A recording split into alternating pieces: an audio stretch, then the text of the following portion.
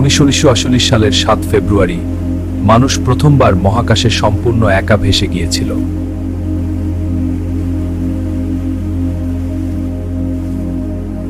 মানুষ প্রথমবার মহাকাশে কোনো দড়ি নেই, কোনো সংযোগ নেই, শুধু অসীম শূন্যতা আর নীল পৃথিবী। এই ইতিহাসের নায়ক ছিলেন অ্যাস্ট্রোনট ব্রুস ম্যাকক্যান্ডলেস।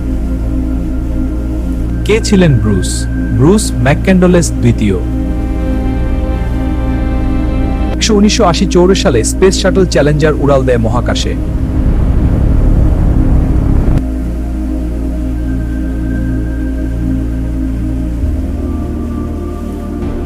এই মিশনের নাম ছিল STS-41B, আর এই মিশনেই ঘটবে ইতিহাস।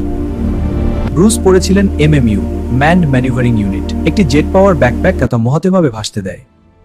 তারহীন অবস্থায় ব্রুস ধীরে ধীরে মহাকাশযান থেকে দূরে সরে গেলেন। পেছনে নীল পৃথিবী, সামনে অনন্ত অন্ধকার। মানুষ ইতিহাসে প্রথমবার একাকী মহাকাশে ভেসে বেড়াল। এই সাহসিকতা ভবিষ্যতের মহাকাশ অনুসন্ধানের পথ খুলে দেয়। আজ ISS, মঙ্গল অভিযান, সবকিছুর শুরু ছিল সেই এক মুহূর্তে। ব্রুস ম্যাকক্যান্ডলেস একজন মানুষ যে আকাশ ছাড়িয়ে মহাকাশ জয় করেছিল।